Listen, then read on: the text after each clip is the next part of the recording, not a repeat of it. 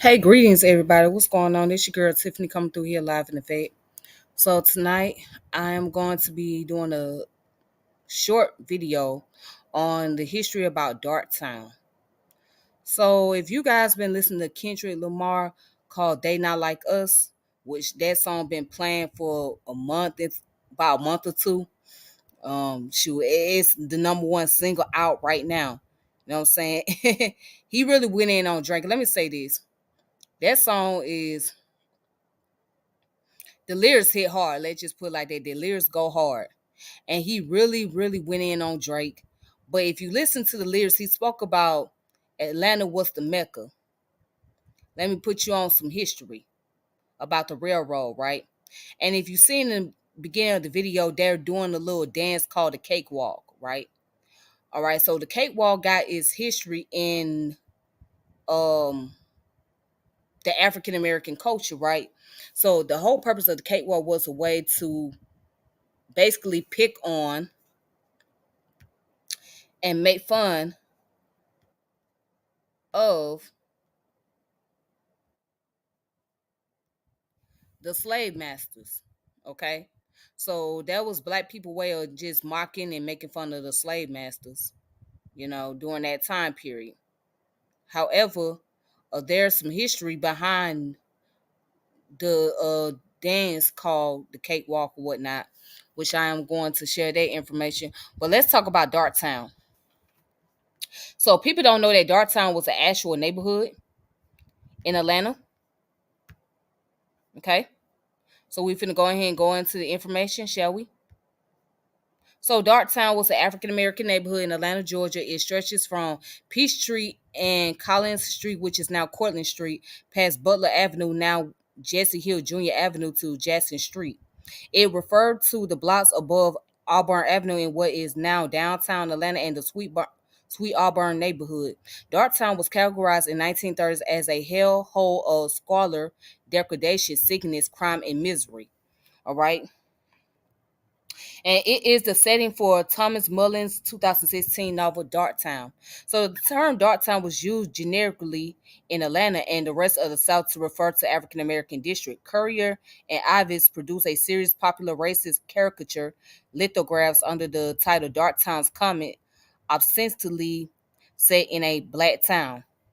It is used as such in the title of the famous song Darktown Strutter's Ball and 1899 Charles Hale song At a Darktown Cakewalk. All right.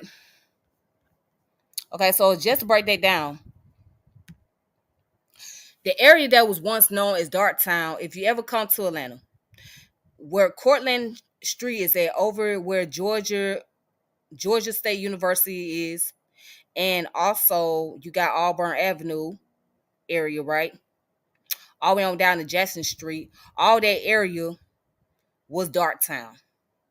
That's basically mean it was a black community, all black community. Okay.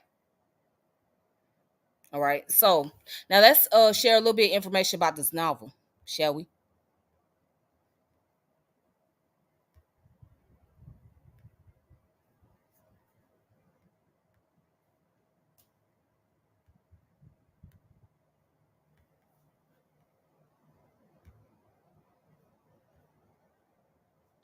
Okay. So this information about the novel called Darktown, which was written by Thomas Mullen. All right. So it's the fourth novel by the American author Thomas Mullen. Okay. So this novel, based in 1948, Atlanta blends elements of historical fiction and crime fiction to tell the story of Lucius Boggs and Tommy Smith, fictional characters who serve as two of Atlanta's first eight African American police officers. The pair is tasked with investigating the murder of a young African American woman and the injustice surrounding her murder, despite the many obstacles and restrictions placed upon them. Okay. Now let's go into the historical context. So Atlanta experienced tremendous growth in the late 1800s and early 1900s. The city prospered from new businesses and new employees. However, the city became divided from social, political, and racial tension. The city officials segregated Atlanta into two districts: Great Whitey, was it Great White Way for white Atlanteans and Sweet Auburn for African American Atlanteans. The division allowed Atlanteans live separately without racial mixing. So Sweet Auburn allowed African Americans to acquire property and live comfortably in modest to wealthy homes. Then it goes on to say, although Auburn Avenue was home to upper class African American section of Atlanta, still had shanties for poor African Americans. White people used derogatory slang names for these impoverished section, Darktown and Shermantown. With the city's growing population, the Atlanta Police Department strove for great efficiency by employing more policemen and establishing the central headquarters building. So the African American communities advocated for their own officers. In 1948, Mayor William B. Hartfield negotiated with African American leaders to hire 8 African American police officers in return for their votes. However, the 8 police officers had many restrictions. They only patrolled African Americans. Neighborhood could not arrest white people, and while they were giving guns, it was understood that they could not fire the guns. The African American police officer also had different headquarters, a basement of the local color YMCA. The mayor and police chief wanted to separate the African American officers for their own protection from the white officers. Their headquarters, known as Butler Street YMCA, is known as the Black City Hall of Atlanta. All right, so that's that history.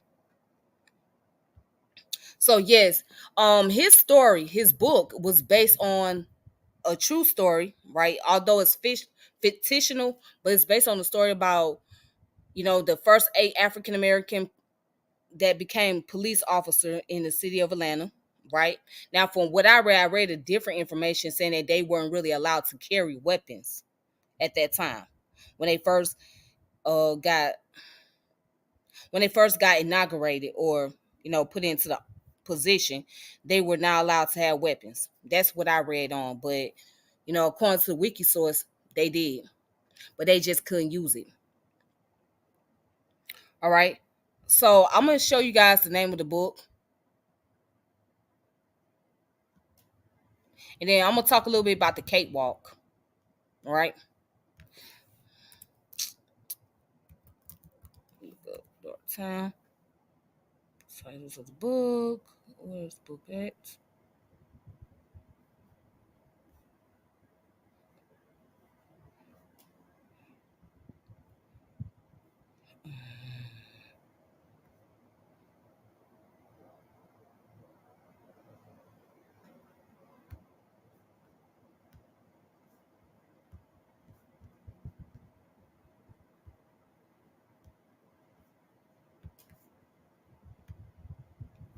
All right, so this is the book right here. He has written many other books, but this is it right here. Darktown, Thomas Mullen. Okay, Atlanta, 1948. Again, is a fictional novel, but it's based on the true story about the 8 African American police officers and whatnot. So it's based on the history behind that. So if you guys want to check that book out, you can. Now let's see. Let's talk a little bit about Cakewalk. So how did that dance come about?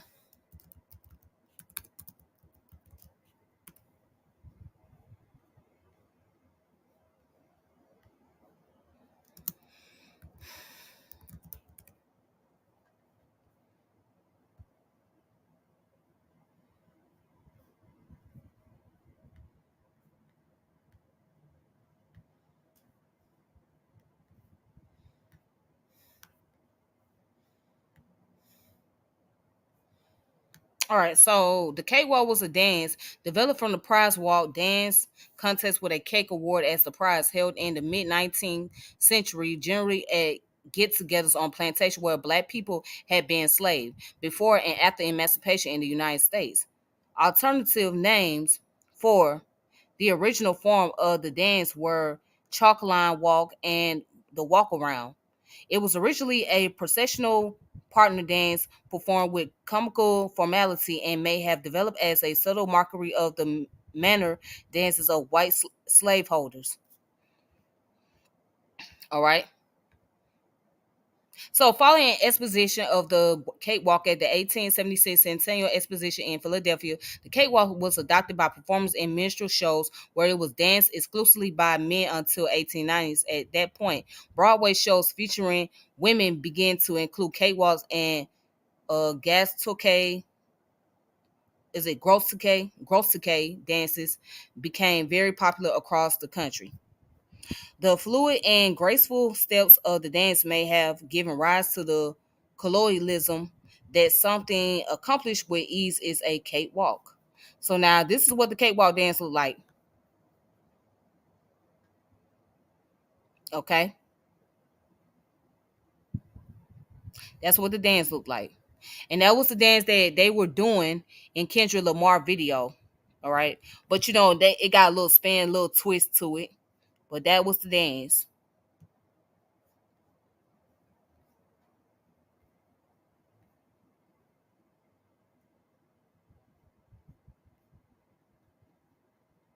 All right, so